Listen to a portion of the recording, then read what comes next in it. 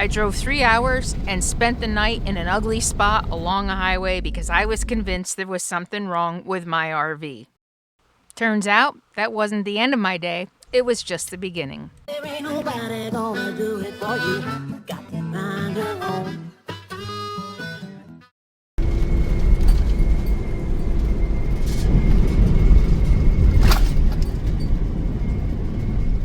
Every once in a while you get a spot you don't want to leave, and that spot you saw in the last week's video was one of those. But I have to get back on the road. I gotta start making time east, but first I gotta stop at a mechanic a couple hours away, 3 hours away.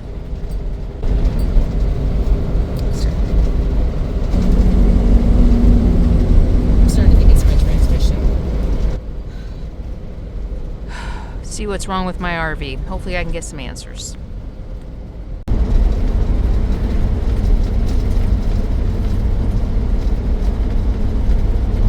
What? You chilling? Are you just chilling? No whistle. Too much for you? Asks Ian. Bogdan shakes his head. No, not too much for me. I can do the job. I just think that if you fire Tony, maybe he kills you. Ian nods. I know. But you let me worry about that, and tomorrow the job's all yours. If you're alive, sure, says Bogdan. Time to go. Ian shakes Bogdan's hand and turns his mind to telling Tony Curran the bad news. There's a... Stopping for breakfast, lunch. It's noon. I haven't eaten yet. In Opal, Wyoming. That brick building on the left is the Opal Mercantile. It was formed in 1892 and it grew into the largest general store and trading post in western Wyoming, supplying area sheep and cattle ranchers. Oh my goodness. I saw a sign for Town Park. Where? There's the Town Park. Oh my goodness. Oh, well. Okay, why not? Oh, I see it.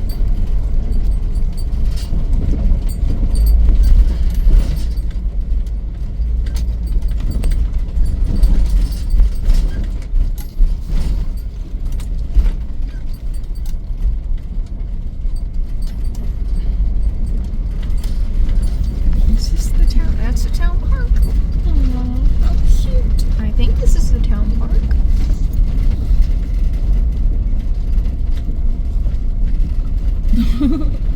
Wow.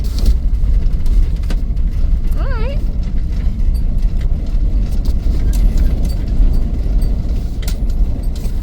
No overnight camping. Perfect spot for a second coffee and lunch. Unfortunately, it's super windy. The bank manager who sat in the battered chair. The shop wants me there at 8 o'clock in the morning, and I'm more than 3 hours away. So I'm just going to drive today. I have a spot scouted 15 minutes, boondocking spot scouted about 15 minutes from the shop so that I can just get up super early and hit the road and get to the shop first thing. Hopefully this won't take more than a day to get it done. A real corpse, and somewhere out there, a real killer.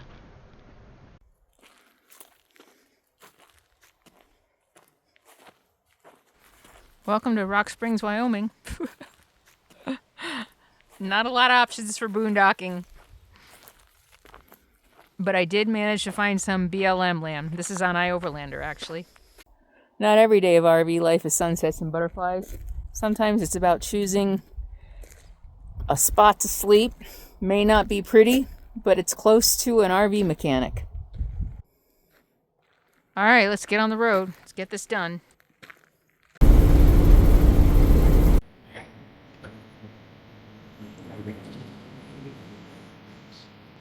There's nothing wrong. He literally drove around with me for like an hour, looking at everything. My airflow, my fuel, my electrical, my transmission. Nothing. Sadie, come! Get inside. Nothing. So, Rock Springs Auto Repair. They're doing an engine in an RV. come on, get inside. Can't remember his name. Brent. I think his name was Brent. Literally drove around with me for an hour studying his code reader and studied everything, looked at it, listened to me, actually recognized that you have to be careful as a woman. So I really appreciate that. But man, if you're in Rock Springs, Green River, right on 80, highly recommend. It's always good to find people who listen. And it's always, I mean, I haven't slept in 2 days, worried that it was my transmission, and it's not. I can't believe, oh my goodness, I've been thinking worst case scenario. Boy, I love them. If you are making a list of mechanics across the country, make sure you put them on your list. I think I started a list somewhere. I'll have to look for it. Put them on your list. They were amazing, didn't charge me a dime. She was like, just pay it forward. So I'm paying it forward to them. I know my mechanic in Nevada gets a lot of business from me every time I mention them, so I hope these guys get a lot of business. Go show them some love. All right, left. I need to, 80, we're doing 80, baby. And they also checked the pressure on all my tires. I always need the pressure on my tires checked because they always look low, but when in fact they were all too high. I had too much, the fronts were way too high. They had way too much pressure in them. They were at 80, they're supposed to be at 65. I don't know what is up with people, man, who work on my rig. Ooh, yeah, she feels good. All right, fingers crossed. Fingers crossed. You know, here's the thing. I mean, I wasn't imagining the stumbling. It's real. But I had a mechanic drive around with me for an hour, look at every possible code situation, and nothing came up. So that means it's nothing catastrophic. Hopefully. Coral white. You know it. Ian nods. Worth a try, though. Sometimes you have to know when to pay up. Also, if a shop doesn't charge you, tip the technicians well, tip the mechanics well. He did like an hour and a half worth of work for me, and I know he gets paid by them, but I always tip the mechanics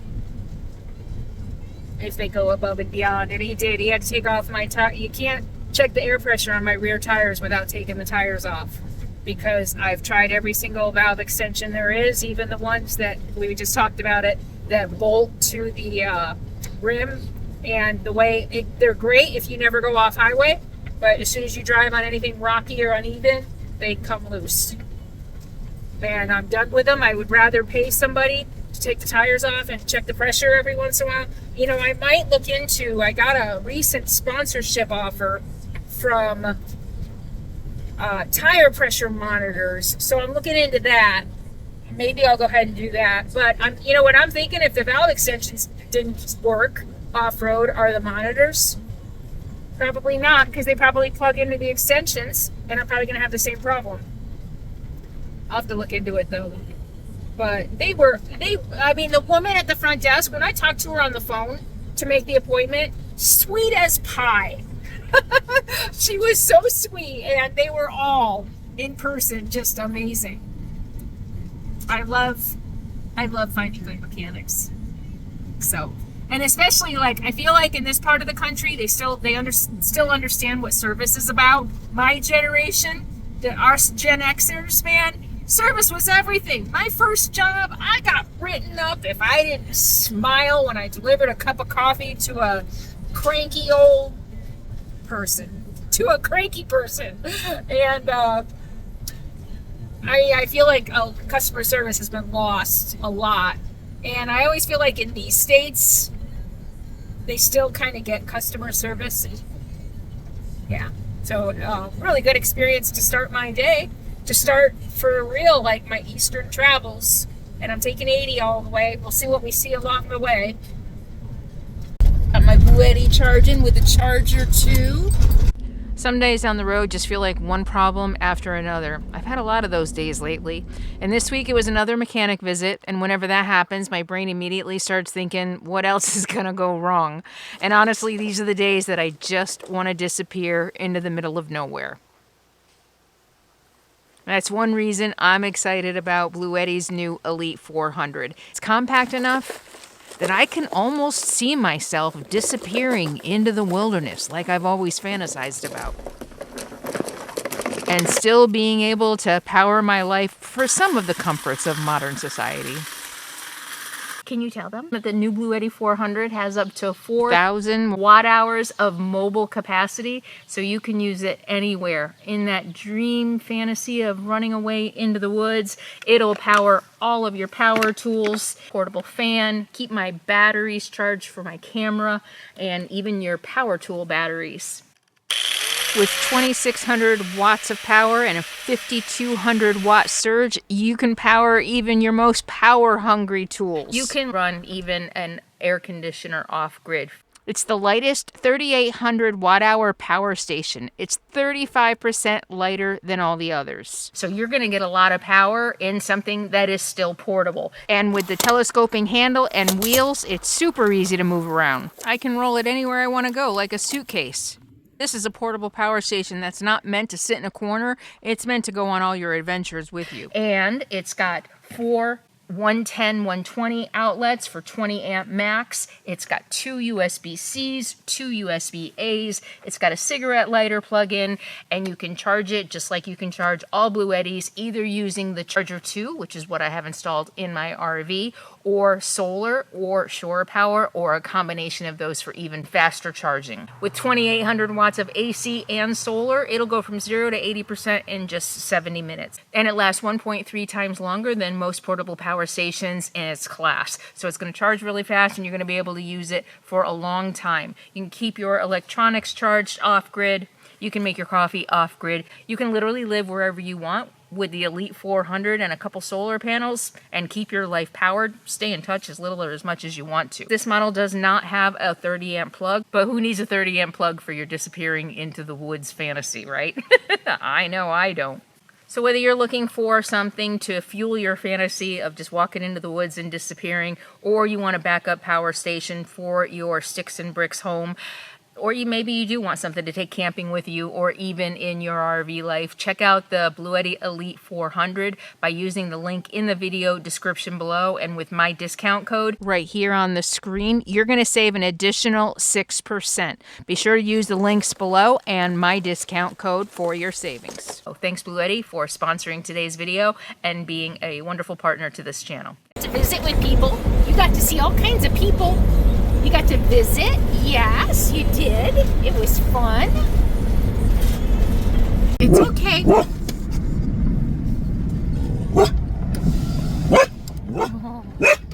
Sadie, it's okay. Baby pronghorns. Hi. Do we see them? Oh, there they are. Hi, baby pronghorns. Sadie, stop. Look at them, how cute. I know. We just stopped for lunch at a park somewhere in Wyoming, somewhere, and saw those. How cute. I thought they were deer when they were when I first was driving up on them, but they're pronghorns. Love Wyoming. Going into Rawlins, Wyoming for coffee. I'm tired. Haven't been sleeping. So I'm gonna see if I can find a cold brew, but this looks like a really cute little historical town. Look at this. Brick streets. Tea house. Mural. I love seeing the murals in my travels. Wow.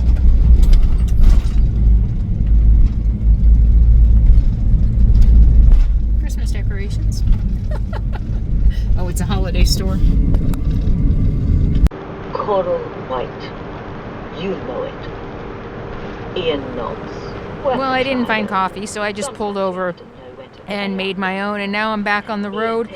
Like I said, this trip back east is going to be short. Since I got out of the repair shop by like 10 o'clock, I did not expect that. I expected to just spend the night in the same ugly spot, but I got out early, And I'm just going to drive and drive and drive and drive until I start getting tired, and then see what I can find as far as boondocking. We'll see where I end up.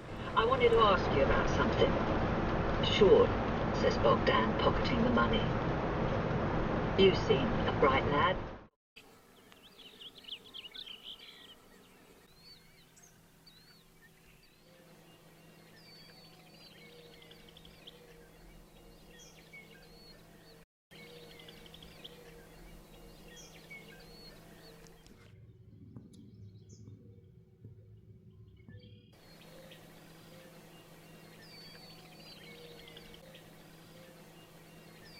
I was hoping to make it to Nebraska yesterday, but I didn't quite make it. I drove a 5-hour drive, which ends up being a lot longer because I do stop a lot with Sadie and everything.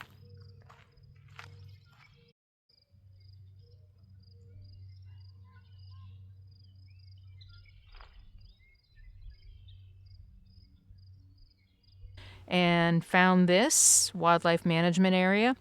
Pulled in about 5 o'clock, and a beautiful, nice, quiet, peaceful place to spend the night. One car drove through last night.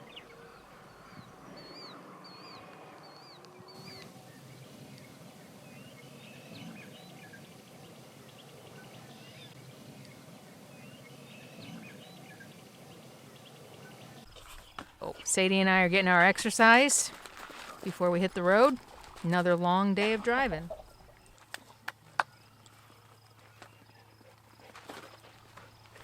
A lot of people ask how I trained Sadie to be so good. And I think part of it is that I let her be a dog. I saw a post by a trainer the other day about how modern life is trying to train the dog out of the dog. Put him on a leash, don't let him stop, don't let him sniff, don't socialize them, don't let them be dogs. We really are just trying to take all the dog out of dogs. I let her be a dog. And yeah, you know what? I've talked a million times. In some cases, the way I live, that does come with risk. But she's a well-balanced, she's a border collie mix, well-exercised. Exercise is extremely important. And just letting her be her natural self makes a calmer dog who trusts you more. And I think that's part of it.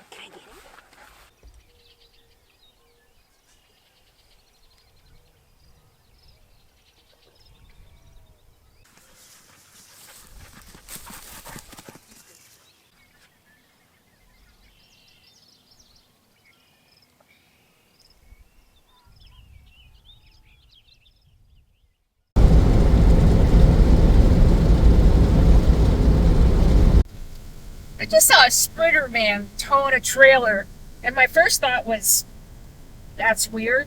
That seems like redundant. And then I started thinking, you know, that'd be kind of cool to have like a 2-bedroom house almost, right? And then I thought, oh my gosh, what a great way for a couple to travel together. Each have your own living space. You know what? If I were ever to get in a relationship again, like a serious, like, although you could both drive your own vehicles, but that saves gas. That's actually, yeah, what do you guys think? Those of you who are coupled. I think that would be pretty cool. One person lives in the van, one person lives in the trailer. Because I'm never living with anybody again. I can't imagine ever living with anybody again. No, I can't. But, yeah, each having our own space. Like that, and still traveling together. That's actually kind of okay. I think I just invented something. I know I didn't. I'm sure somebody out there does that, but that would be a really good way to do it. What do you guys think?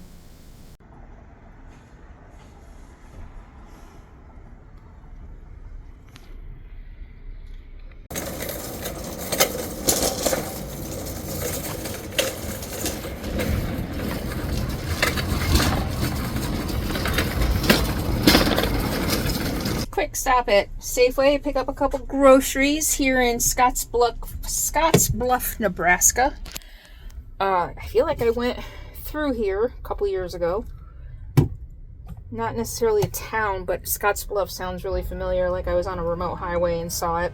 I've been cross country more than a dozen times now, but I do remember seeing this, Scotts Bluff, which some say was the GPS of the Oregon Trail.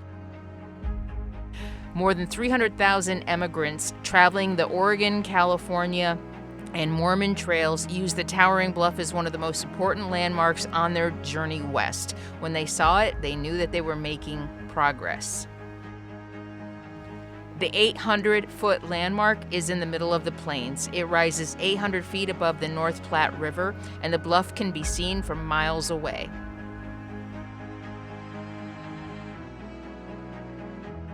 And just like the Oregon Trail stop that we saw last time along the Snake River, you can still see wagon ruts today.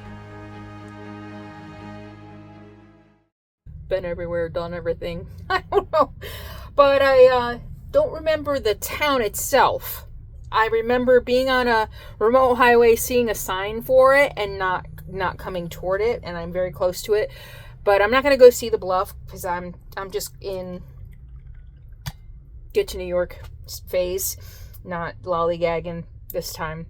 It's too hot to be, it's already 90 degrees outside and it's 10 o'clock. So it's too hot, and I'm just going to use this opportunity to drive.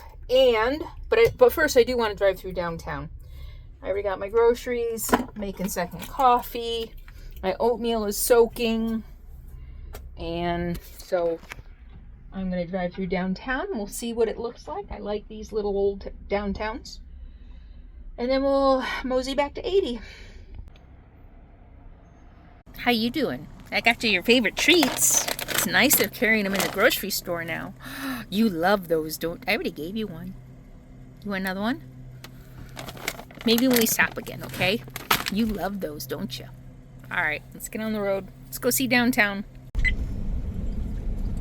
Video protected.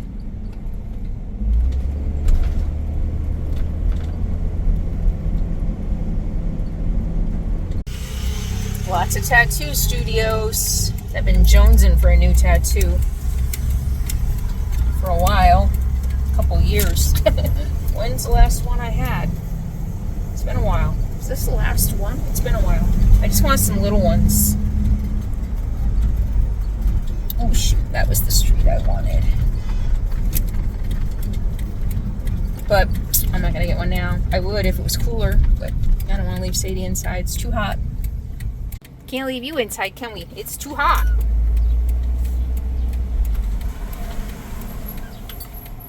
Oh, and my RV's running fine.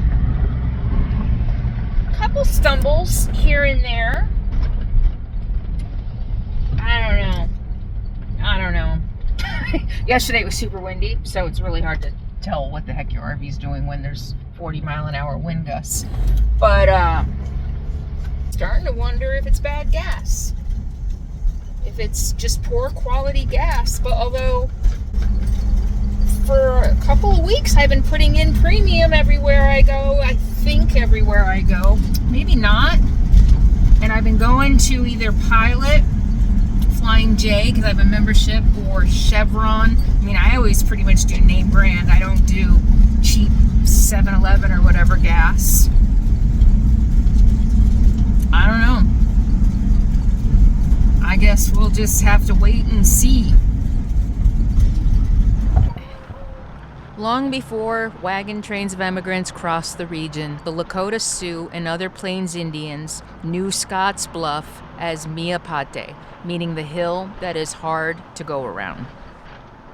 In the Lakota language, the town of Scotts Bluff is known as Pankesca Wakpa Othongwahe. East Overland? I don't know what East Overland is. Look at these old buildings. The population here is like 14,000.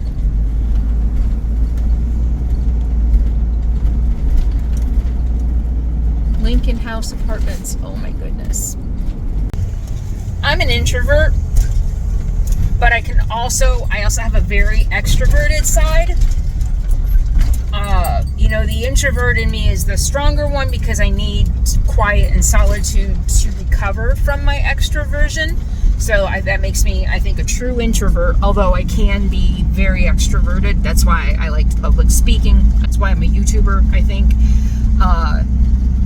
And every time I drive through places like this, these small towns, the extrovert in me wants to imagine a life like this, living in just a cute little town, having a cute little house on a side street, maybe getting involved in politics and all that. And so it's a real, almost, I don't want to say quite a battle, because I think the introvert in me wins. I think it's stronger, wanting solitude, wanting space. But I'm telling you, these little towns pull at me. They really pull at me. And now we're driving through, I think it was Gering, downtown Gering, Gering, I think is what it was. Right next to each other. I love them. But I think at the end of the day, I think it's healthier for me to have space. I mean, I don't know, because I'd have to hear traffic all the time. I'd have to see people all the time. And so that introvert in me wouldn't have the level of recovery that I need, especially after living the way I have for 10 years. The level of recovery I need is total solitude. And living a life like this, I don't know, maybe if I ever win the lottery, I'll have like a little house in a town like this that I can visit sometimes. And then go back to my solitude on my, well, if I win the lottery, 1,000 acres in the forest. Yeah. Anybody else? Any of you, especially those of you who've traveled a lot, or even if you haven't, can you relate to that? There's a part of you that pulls at a life like this, even though you know it wouldn't be the thing that made you most happy, I guess, is the best way to put it. But these little towns, getting toward the Midwest, this part of the country, and the West, are just so adorable.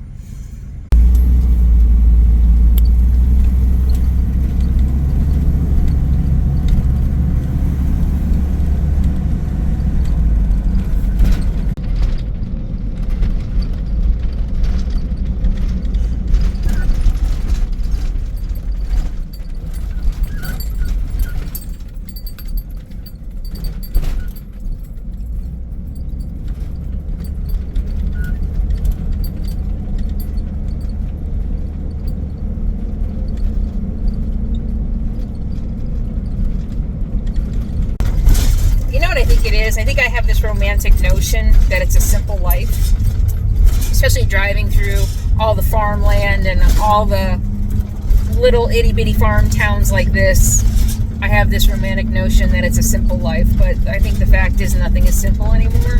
There is not really a simple life, and maybe I idealize living here a little bit. That's probably closer to the truth.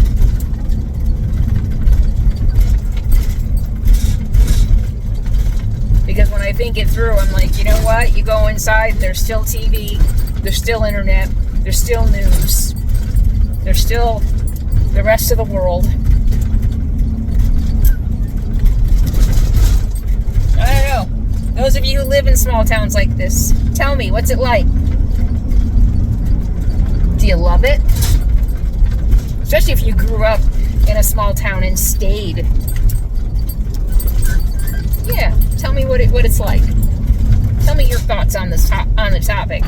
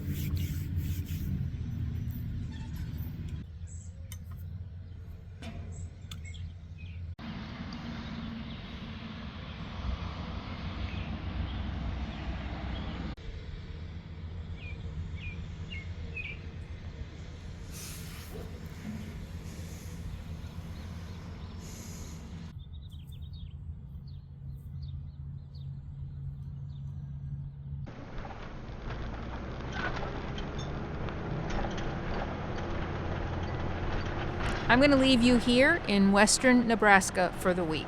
There is a lot more to come. This trip is like no other cross-country trip I have taken. There's a lot more to see and experience of life on the road with Sadie and me, so be sure to subscribe to my channel if you haven't already. And just because you think you're subscribed, please do me a favor and double check, because people get unsubscribed. And if you want to help my channel, leave a kind comment below, hit the thumbs up, hype the video if you can on mobile, and share it with everybody you know. And just a friendly reminder, my sponsors help keep my content free for everybody to enjoy. Thank you all so much for being here, and thank you for all the ways you support my work. I'll see you next week. In the meantime, be happy, be free, and be kind.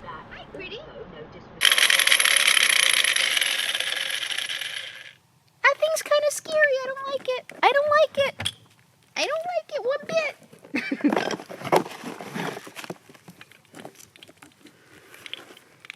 You're okay. Okay, let's shoot some B-roll and then we're done.